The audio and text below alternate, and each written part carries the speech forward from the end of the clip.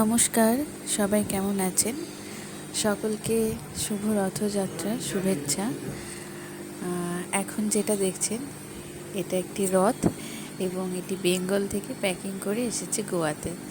তো অনেক দিনেরই ইচ্ছে ছিল যে এরকম একটা রথ কিনবো, রথ টানবো এখানে।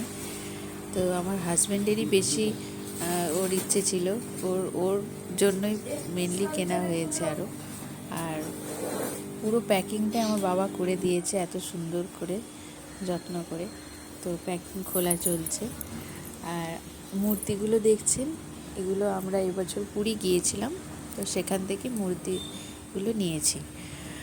তো যাই হোক, সব কিছু নিয়ে বেঙ্গল থেকে যখন আসছিলাম, আমাদের টিকিটের এখন এই কটা মাস খুবই প্রবলেম চলছে ট্রেনের।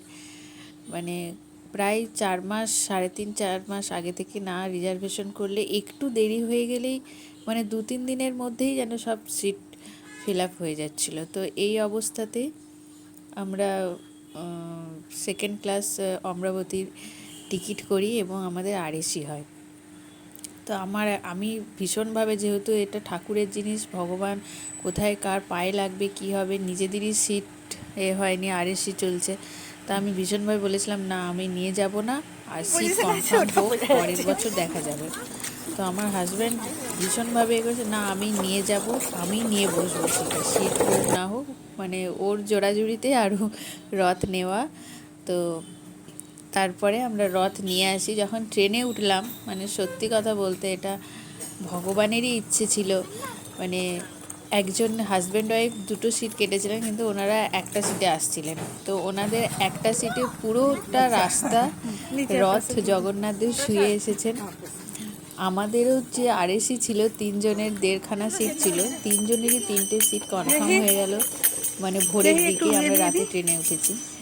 মানে আরামসে সুন্দরভাবে, এবং জগন্নাথও আরাম করে সুন্দরভাবে আসলো। মানে সেটাই ভেবে অবাক লাগে, সত্যি ভগবানেরও ইচ্ছে ছিল, ভগবানও চেয়েছেন, সেই জন্যই হয়েছে ব্যাপারটা।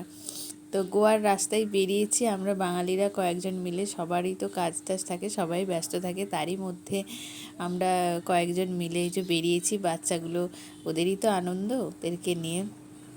তো ভীষণই সত্যি মজা হচ্ছে, ভালো লাগছে, কি বলবো, এটা একটা অন্যরকম অনুভূতি।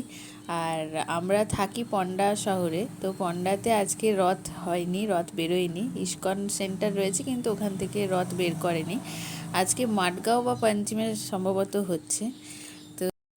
এবং আরেকটা জিনিসও মানে আপনারাও ভিডিওতে লক্ষ্য করবেন যে শুধুমাত্র আমরাই যে রথ নিয়ে যাচ্ছি তা নয়, মানে রাস্তায় ধরুন যাওয়ার সময় যে যা দেখতে পেয়েছে ভক্তি ভরে এগিয়ে এসেছে, ঠাকুরকে প্রণাম করেছে, তাদের সাধ্য মতন ঠাকুরকে দিয়েছে।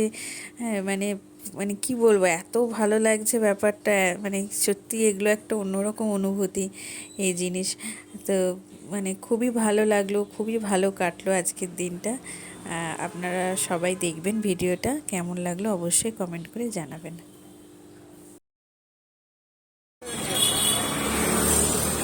জয় জগন্নাথ, জয় জগন্নাথ।